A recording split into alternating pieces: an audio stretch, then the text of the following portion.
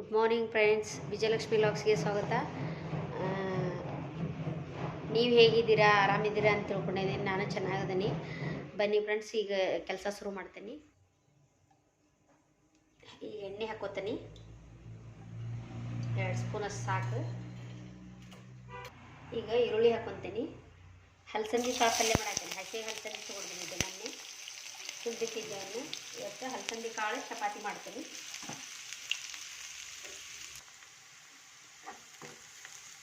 Tomato ಹಣ್ಣು ಹಾಕೋತೀನಿ.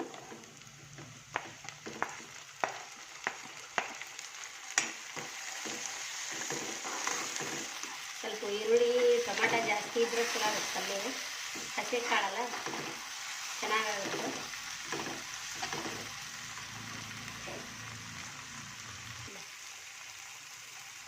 ಈಗ ಹಳದಿ ಹಾಕೊತೀನಿ.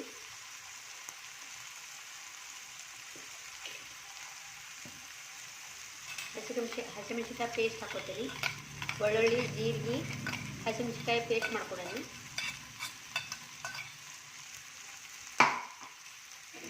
ಈಗ ಮಿಕ್ಸ್ ಮಾಡ್ತೀನಿ. ಈಗ ಹಸಿ ಹಲಸಂದಿ ಕಾಳು ಹಾಕೋತೀನಿ. ಒಂದು ದಿವಸ ಸುಳಿದ್ಬಿಟ್ಟಿದ್ವಿ. ಹಸಿದ ಒಂಥರ ಮಾಡಿ ನೋಡಿ, ಚೆನ್ನಾಗಾಗುತ್ತೆ ಪಲ್ಯ. ಒಣ ಕಾಳಿಂದ ಅಷ್ಟು ಟೇಸ್ಟ್ ಬರೋಲ್ಲ, ಹಸಿ ಕಾಳಿಂದ ಚಲೋ ಬರುತ್ತೆ. ಹಲಸಂದಿ ಕಾಳು ಚಪಾತಿ ಮಸ್ತ್ ಕಾಂಬಿನೇಷನ್. ನನ್ನ ಫೇವ್ರೇಟ್ ಇದೆ ಹಲಸಂದಿ ಕಾಳು. ಈಗ ಗುರ ಪುಡಿ ಒಂದು ಹಾಕ್ತೀನಿ. ಈಗ ಗುರ ಪುಡಿ ಹಾಕ್ಕೊತೀನಿ, 1-2 ಸ್ಪೂನ್ ಅಷ್ಟು.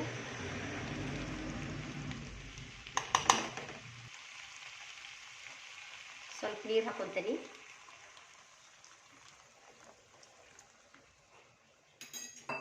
ಮಿಕ್ಸ್ ಮಾಡಿಕೊಂಡು ಡಕ್ಕನ್ನು ಮುಚ್ಚಿಬಿಡ್ತೀನಿ. ನಾನೊಂದು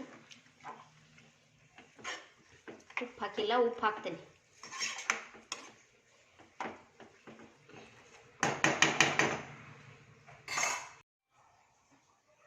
ಉಪ್ಪು ಹಾಕ್ತೀನಿ ರುಚಿಗೆ ತಕ್ಕಷ್ಟು.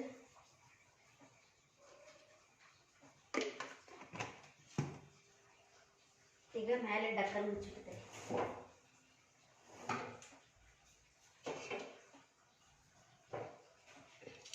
ಸ್ವಲ್ಪ ಮಿಕ್ಸ್ ಮಾಡಿ ಡಕ್ಕನ್ನು ಮುಚ್ಚಿಬಿಡ್ತೀನಿ. ಒಂದು 2 ನಿಮಿಷ ಬೆಂದ್ರೆ ಸಾಕು.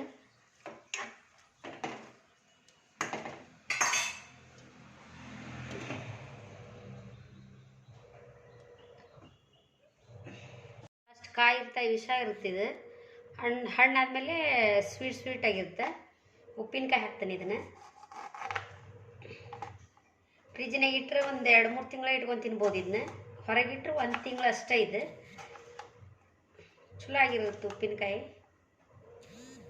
ದಿಢೀರನ ಅಂತಾರಲ್ಲ, ಒಂದು 2-3 ದಿವಸ ಬಿಟ್ಟು ತಿನ್ಬೇಕು. ಇದನ್ನ ಹಾಕಿದ ಮೇಲೆ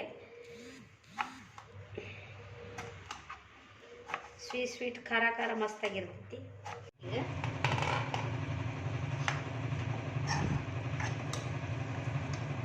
ಈಗ ಗ್ಯಾಸ್ ಆಫ್ ಮಾಡಿ ಬಂದ್ ಮಾಡ್ತೇನೆ.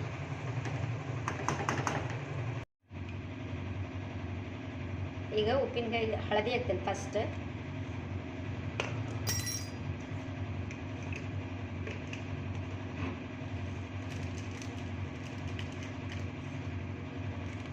ನಾನು ಸಾಸಿವೆ ಪೌಡ್ರ್ ಮಾಡಿ ಇಟ್ಕೊಂಡಿದ್ದೆ, ಸಾಕು. 1 ಸ್ಪೂನ್, ಜಾಸ್ತಿ ಬೇಡ. ಸಾಲ್ಟ್ ಹಾಕ್ತೀನಿ. ಫ್ರಿಜ್ನಾಗ ಇಟ್ಟರೆ ಒಂದು 2-3 ತಿಂಗಳು ಇಟ್ಕೊಂಡು ತಿನ್ಬೋದು. ಇದು ಚಲೋ ಇರುತ್ತೆ. ಹೆಂಗೆ ದಿನ ಹೋಗುತ್ತೆ ಹಂಗೆ ಟೇಸ್ಟ್ ಚಲೋ ಬರುತ್ತೆ. ಖಾರ ಹಾಕ್ತೀನಿ.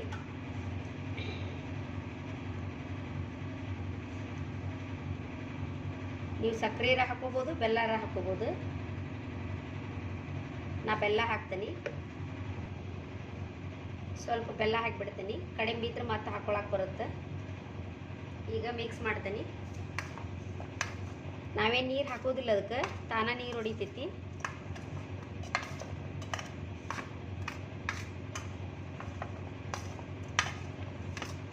ಈಗ ಡಬ್ಬಕ್ಕೆ ಹಾಕ್ತೀನಿ.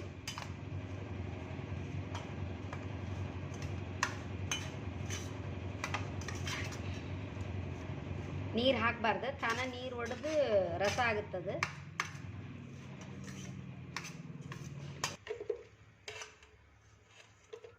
ಯಾವುದೇ ಉಪ್ಪಿನಕಾಯಿಗೆ ಆಗಲಿ ನೀರು ಮುಟ್ಟಿಸ್ಬಾರ್ದು, ಅಂದ್ರೆ ಸ್ವಲ್ಪ ದಿವ್ಸ ಬಾಕಿ ಬರುತ್ತೆ. ನೀರು ಮುಟ್ಸಿದ್ವಿ ಅಂದ್ರೆ ಒಂಥರ ಬುಳುಸ್ ಬಂದು ಕೆಟ್ಟು ಹೋಗ್ಬಿಡುತ್ತೆ.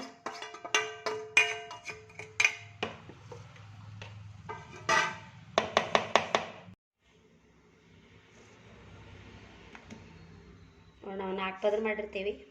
ಫಸ್ಟ್ ಹಿಂಗೆ ಸಣ್ಣ ಊದ್ಕೊಂಡಿರ್ತೀವಿ, ಆಮೇಲೆ ಎಣ್ಣೆ ಹಚ್ಚಿ 4 ಪದರ ಮಾಡಿರ್ತೀವಿ. ಈಗ ಹಿಟ್ಟು ಹಚ್ಕೊಂಡು ಚಪಾತಿ ಲಟ್ಟಿಸ್ತೀನಿ. ಚಂದ ಸ್ಮೂತಾಗಿ ಚಲೋ ಬರ್ತಾವೆ.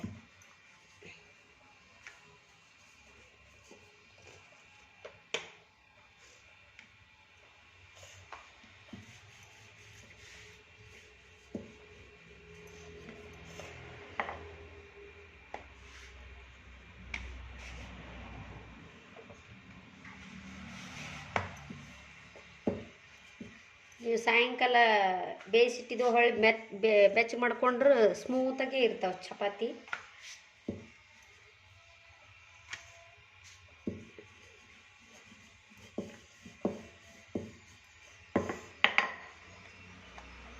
ತೆಳ್ಳಗೆ ಚಲೋ ಆಗ್ತಾವೆ.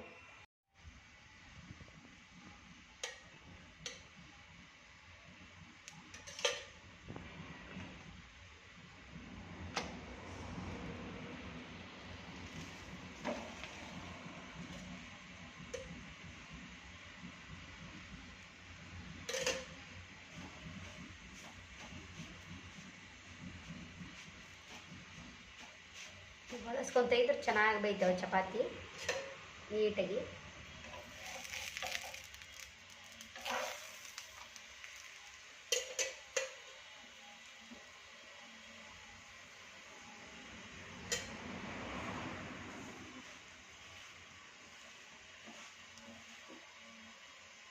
ನೋಡಿ ಈ ಥರ ಹೋಗ್ತಾವೆ. ನನ್ನ ಮಗಳು ದೋಸೆ ತವಿ ಇಟ್ಟಾಳ, ಚಪಾತಿ ಬೇಯಿಸೋದು ತವ ಇಟ್ಟಿಲ್ಲ. ಇದ್ರಾಗಿನ್ನೂ ಅಷ್ಟು ಸರಿ ಉಬ್ಬುವಲ್ವು, ಅದ್ರ ಚೆನ್ನಾಗಿ ಉಬ್ತಾವೆ. ಅವಲಕ್ಕಿ ಮಾಡತ್ತೀನಿ. ಸಾಸಿವೆ ಹಾಕೀನಿ, ಜೀರಿಗೆ ಹಾಕೀನಿ. ಈಗ ಕಡಲೆಬೇಳೆ ಹಾಕ್ತೀನಿ.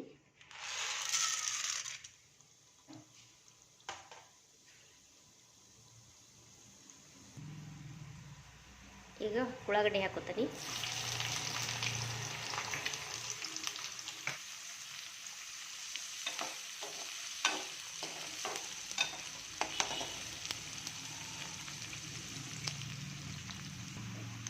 ಈಗ ಟೊಮೆಟೊ ಹಣ್ಣು ಹಾಕೋತೀನಿ.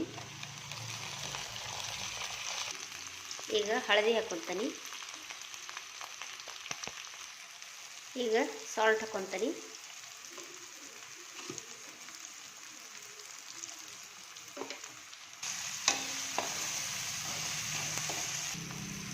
ಒಂದು ಸ್ಪೂನ್ ಸಕ್ಕರೆ ಹಾಕೋತೀನಿ.